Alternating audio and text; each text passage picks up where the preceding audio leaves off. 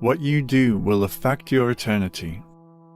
This world we live in right now is not our permanent dwelling place, as the Bible describes human beings as aliens, strangers, foreigners, sojourners, or pilgrims in this world. 1 Peter 2:11. Dearly beloved, I beseech you as strangers and pilgrims, abstain from fleshly lusts, which war against the soul. A sojourner is a person who resides temporarily in a place, a person who is simply passing through. The Bible compares mankind's life to grass. He or she is here today, and tomorrow you will find him or her no more. Psalms 103:15-16. As for man, his days are like grass, as a flower of the field, so he flourishes. For the wind passes over it, and it is gone, and its place remembers it no more. To add on to that, God knows exactly how many days we will live here on earth. Job 14:5. Since his days are determined, the number of his months is with you. You have appointed his limits, so that he cannot pass. What this verse tells us is that no one has the ability to extend his days here on earth. If this is true, if our days are truly numbered, this means that we all have an allocated, limited amount of time on this earth. Have you ever sat down and thought of that before? That each second brings you closer and closer to an appointment. You may be a person who is always late for appointments, but there is one appointment that you won't be late to. In fact, you can't be late for this appointment. Hebrews 9:27. And as it is appointed unto men once to die, but after this the judgment. So what follows after this appointment? Judgment. This means that therefore our eternity is affected by what we do here on earth. We therefore have power to shape and change our eternity while we are still breathing. Are you heading to heaven, or are you heading to hell? I believe we all know where we are heading. If you are heading to hell, I honestly believe that you know it, and if you are going to heaven, I also believe that you know. We all know deep down. What you do in this life will affect your eternity. Jesus Christ encounters two thieves who were crucified together with him. One thief questions the identity of Jesus Christ, that if really he is the Son of God, let him save himself together with them. Whilst the other thief makes a wise decision, he is remorseful. He uses his chance well in his last moments here on earth to change his destiny. He therefore repents of his sins before Jesus Christ, and immediately his destiny is altered. Jesus Christ promises to be with him that day in paradise. And somewhere in heaven right now, he is sitting there having the time of his life. This is how our daily actions are affecting our eternity, as everything we do here is a seed that we are sowing. Something he did in literally his last second on the earth has shaped his eternity. He is not in hellfire by the skin of his teeth. In his last moments, he made it to heaven. Let me tell you that everything you do matters. If you pray, it matters. If you don't pray, it matters. If you commit that sin, it matters. If you don't commit that sin, it matters. Everything you do is sowing for eternity. Galatians 6:7-8. Do not be deceived. God is not mocked. For whatever a man sows, that he will also reap. For he who sows to his flesh will of the flesh reap corruption. But he who sows to the Spirit will of the Spirit reap everlasting life. The devil and the world's systems are so deceptive. So much so that it can engage someone in useless struggles of life that are not beneficial to him. People may find themselves busy gaining everything they need in this world and eventually losing their soul.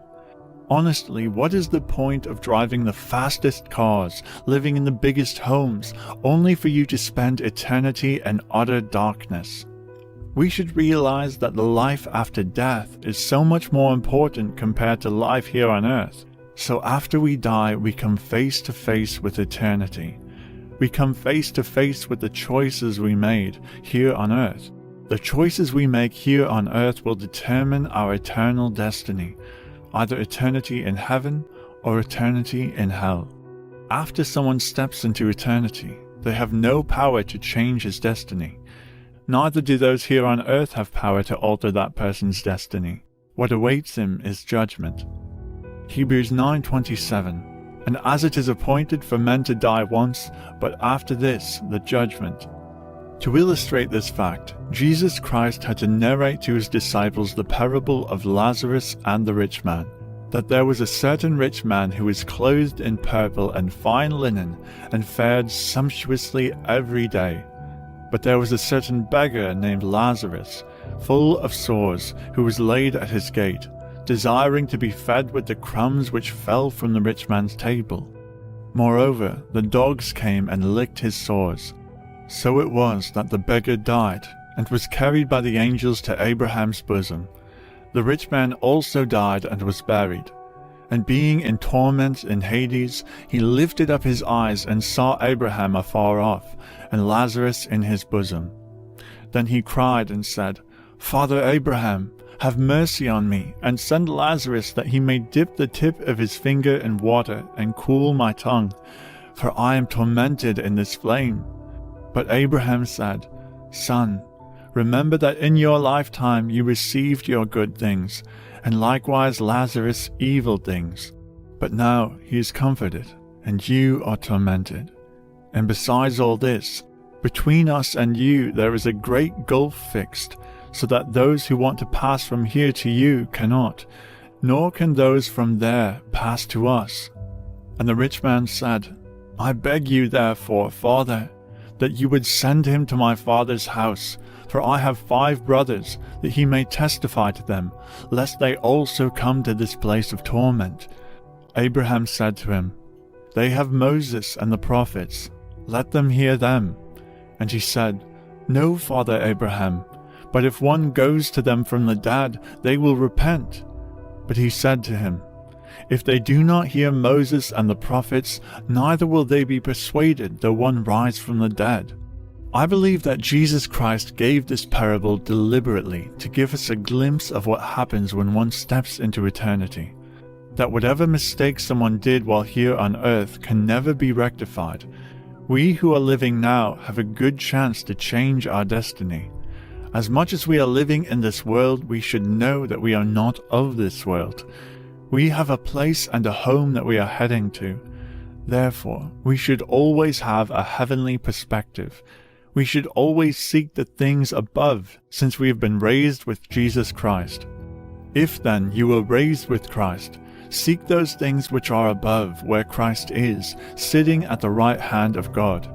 Set your mind on things above, not on things of earth. For you died, and your life is hidden with Christ in God. Colossians 3:1-3. This means that in whatever we do, we should aim to please him who enlists us as his soldiers. Never should we be found entangling ourselves in the things of this world. No one engaged in warfare entangles himself with the affairs of this life, that he may please him who enlisted him as a soldier. 2 Timothy 2:4. And the world is passing away, and the lust of it. But he who does the will of God abides forever. 1 John 2:17. Therefore we make it our aim, whether present or absent, to be well-pleasing to him. For we must all appear before the judgment seat of Christ, that each one may receive the things done in the body, according to what he has done, whether good or bad. 2 Corinthians 5:9-10. Luke 18:2-8, saying, There was in a city a judge, which feared not God, neither regarded man. And there was a widow in that city, and she came unto him, saying, Avenge me of mine adversary. And he would not for a while. But afterward he said within himself, Though I fear not God, nor regard man, yet because this widow troubleth me, I will avenge her, lest by her continual coming she weary me. And the Lord said, Hear what the unjust judge saith. Shall not God avenge his own elect, which cry day and night unto him, though he bear long with them? Jesus ended his parable with the following question. If an ungodly, wicked, and disrespectful judge eventually answers a pestering widow's pleas for help, which he felt were terribly annoying, shall therefore not God answer his own children who cry to him day and night? The obvious answer to this question is, of course God will.